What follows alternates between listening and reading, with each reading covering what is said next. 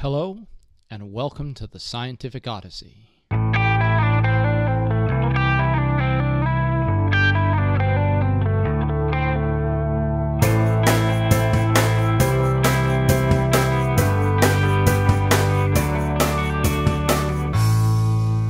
The Scientific Odyssey is a mini-part journey into the history and philosophy of science.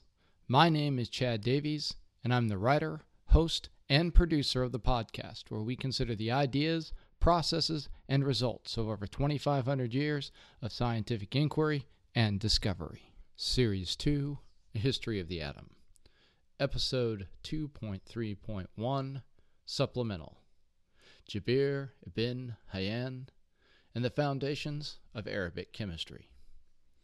In this slightly shorter supplemental episode, I thought I'd take a few minutes to expand on a person I mentioned in this week's regular podcast and talk for a bit about chemistry, alchemy, their origins, and how they're related. Jabir ibn Hayyan was, by most accounts, a scholar of Yemeni Arab descent who was born in Tus in modern Iraq in the year 721 or 722 CE, a time when that region of the Middle East was ruled by the Umayyad Caliphate.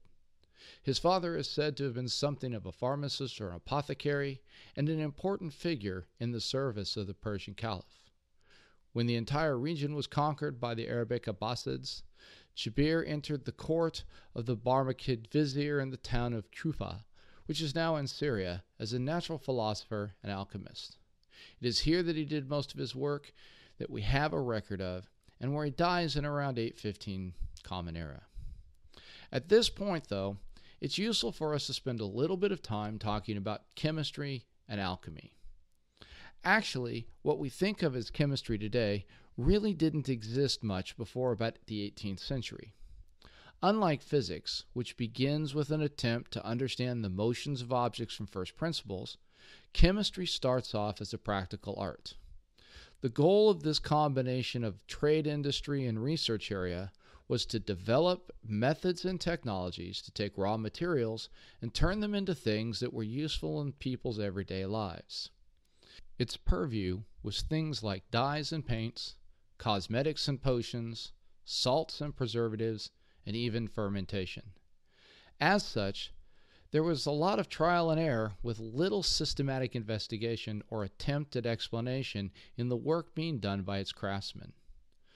Nowhere in chemistry, at least at that time, does one find the grand philosophical ambitions of metaphysics, for the very good reason that such considerations do very little to help the metal worker produce a harder alloy of bronze, or the craftsman a more effective detergent.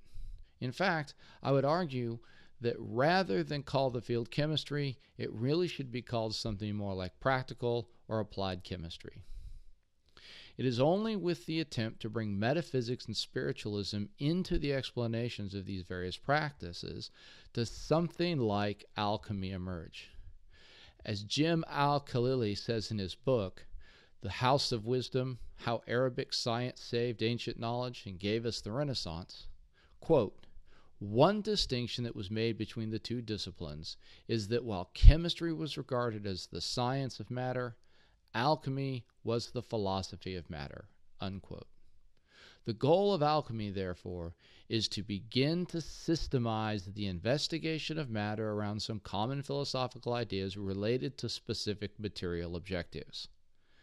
The best known of these material objectives would be the transmutation of one substance, usually a low-value metal, into something else, say a high-value metal like gold. While this desire to turn worthless things into objects with worth is found in both Egyptian and Babylonian cultures, it is really with the Greeks and Romans that there are the first good attempts to synthesize the art of practical chemistry with philosophies and various ideas of the agency of the gods to accomplish the task.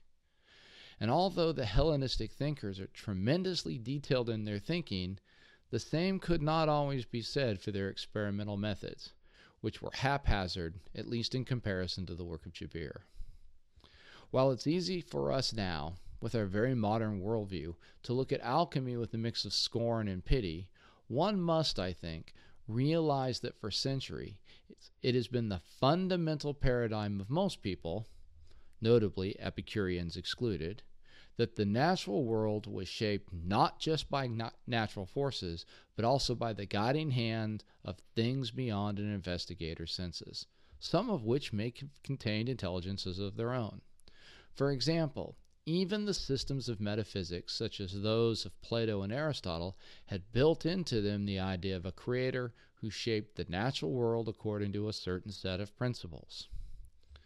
Now, by the 8th century, the metaphysics of Aristotle had really been very Platonized, as we call it, with the inclusion of ideal forms on top of the 4 elements that Aristotle had inherited from Empedocles. These elements both were related to Plato's mathematical shapes and Aristotle's qualities, as discussed in episode 2.2 of this podcast.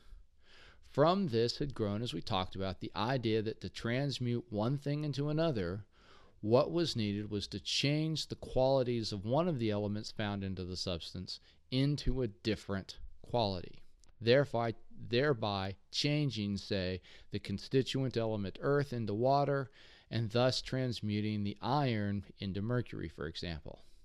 At least, that was the idea anyway. Now this leads us to the person in the work of Abu Musa Jabin ibn Hayyan, and to something of a controversy. If one were to catalog all of the works attributed to the name Jabir, or in its Latinized version, Gaberus, the number would be greater than 1,000 by many estimates, and by some greater than 3,000. The question arises as to how much of this material the historical figure of Jabir is actually responsible for, given that it's hard to believe that one individual, no matter how gifted, could produce that number of works. To give a comparison, a modern, accomplished professional scientist employed only to do research might produce somewhere around 200 to 300 pieces of original work in his or her lifetime. As early as the 9th century, Islamic scholars were calling into question whether all the works attributed to Jabir could legitimately be claimed to be his. There was even some question as to whether he existed, though scholarly investigation has pretty strongly established that not only did Jabir exist, but that he was likely responsible for about 500 pieces of work, though many of these were only a page or two of length. His most influential works are the 112 books that were dedicated to his Barmakid patrons in Kufa, the 70 books which include the Book of Venus containing his astronomical work, the 10 books of rectification on alchemy, and the books on balance. So what did he do? The most important thing found throughout his work, at least when the long view is taken, is the idea that investigations must be systematic. This is the idea we discussed about classic experimental design in the first series of episodes of this podcast, and it finds its genesis in Jabir, as do the ideas that the investigator must be precise in his or her measurements so that a process might be reproduced by others. Additionally, he said that trials should be related to each other so as to carefully explore and understand a particular phenomenon. While these things might seem pretty obvious to us now, they had to be thought of by somebody, and that somebody was Jabir. In his own words, quote, "The first essential in chemistry is that one should perform practical work and conduct experiments. For he who performs not practical work, nor makes experiments, will never attain to the least degree of mastery." Unquote. In this we see his middle path, as it were, between the often hypothetical and metaphysical notions found in Greek atomism and the applications-focused work done all over the world by various craftsmen. Now this is not to say that Jabir was the model of a modern scientist, as the shift towards a full commitment to experimental science won't take place until after his death. Indeed, his writings are filled with occult and mystical ruminations. However, this does not diminish the importance of his emphasis on the need for precise observation and measurement, and the influence that emphasis will have not only on those who immediately follow him, but also throughout the ages.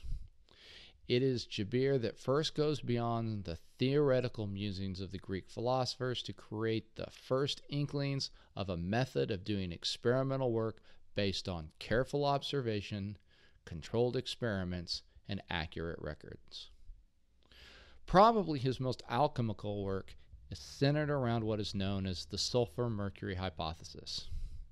This idea is that related to the Aristotelian qualities of dry moist / hot cold, every metal had a certain combination of the qualities of sulfur, which caused burning, and mercury, which caused malleability, luster, and conductivity. Now, it needs to be noted that these qualities were separate from the everyday substances we think of as sulfur and mercury. Those were thought to be just imperfect copies of these perfect qualities. Jabir thought that through a manipulation of the mixture of these two qualities, transmutations of metals would occur, and it was in this vein that he proposed that a special elixir, or elixir, could be created to produce the needed change. In the area of chemical technology, Jabir is known to have developed a number of different techniques and pieces of equipment with which to carry them out. I'll describe just a few of those here. First, he developed techniques in crystallizations of solids, calcination by thermal treatment of ores, and sublimation, the process by which a solid is heated directly into its gaseous state and then collected as sediment. All of these techniques are taught in either high school or college laboratory courses, and they were developed by Jabir. In terms of chemical nomenclature, we can thank him for the word alkali, which is derived from the Arabic word alkali, or the ashes, after the potassium that was extracted from the ashes of fires. In his book, The Chest of Wisdom, we have the first description of sal ammoniac and its production.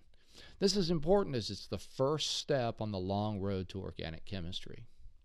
Additionally, it is from Jabir we have the first clear instructions on how to prepare mineral acids, with nitric acid being found in the Chest of Wisdom, and a description of something that looks very much like the nitric acid hydrochloric acid mixture that becomes important. This liquid was later known as aqua regia and was used to dissolve gold, making it a vital solution for alchemists when they went looking to create a philosopher's stone to transmute lead into that most valuable of commodities.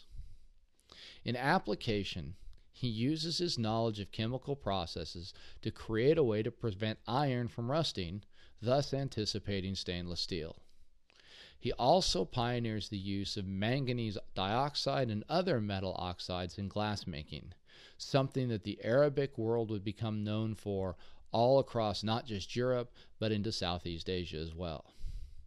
He discovered that the color of glass could be changed through adding various metal oxides during the process of melting the silica, and developed the appropriate furnaces that make such combinations possible.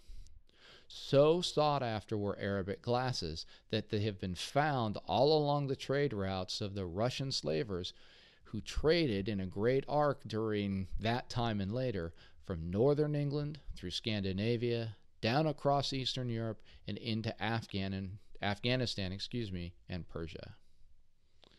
Jabir also invented the piece of chemical glassware known as the alembic, which comes from the Arabic al and beak, which means cup. You may have seen one of these things. It's a flask, starts out big at the bottom and goes up to a narrower top.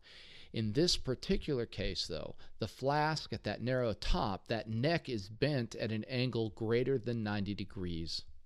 And that makes this piece of glassware ideal for processes such as things like distillation.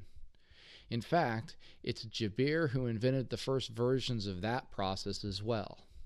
So for those of you who might, on occasion, enjoy a finger of whiskey, it is Jabir to whom you might offer a toast, as he is the source of the technology that will eventually become the pot still, and the process that will take the fermented grain liquids and derive from it the golden elixir in your glass.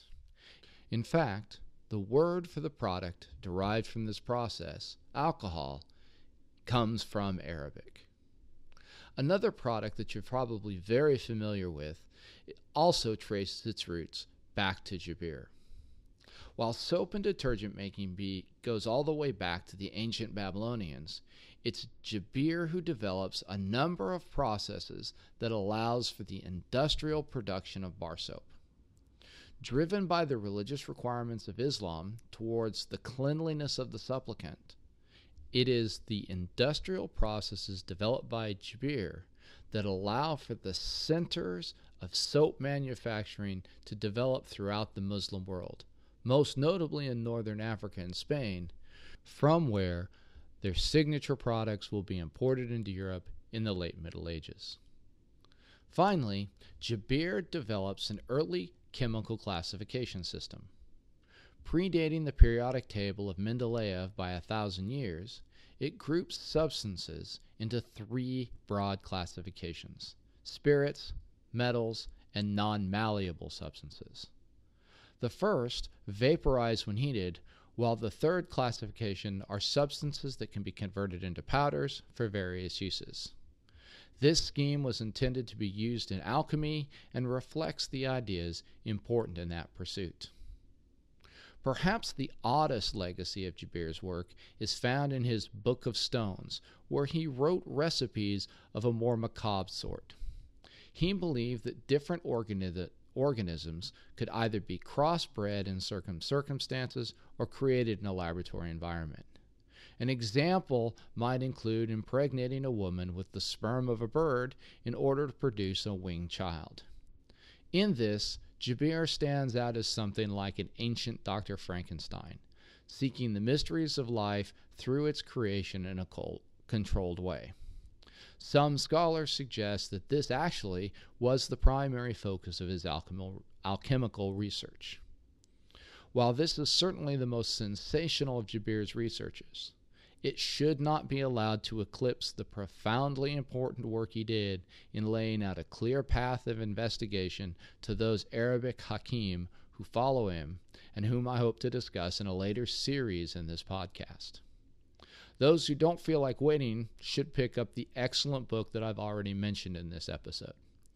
It's called The House of Wisdom: How Arabic Science Saved Ancient Knowledge and Gave Us the Renaissance by Jim Al-Khalili. And it's an excellent discussion of this period of scientific history, and I've used it extensively as a source for this episode. To close, in his work, Jabir helped set the stage for the golden age of Islamic science that will follow. Beginning with the students of his work, Al-Kindi and Al-Razi, Arab and Persian scholars would gather in Baghdad at the library or House of Wisdom developed there to move science, mathematics, literature, and philosophy forward. His writings, when translated into Latin in Europe, will help inspire generations of alchemists and eventually those who wish to make the transition away from the mysticism found there to the development of something more scientific, i.e. chemistry, including both Robert Boyle and Antoine Lavoisier. It is fitting that we close this supplemental episode with Jabir's own words. Quote, "My wealth let sons and brethren part. Some things they cannot share. My work well done, my noble heart. These are mine own to wear." Until next time, full sails on your journey.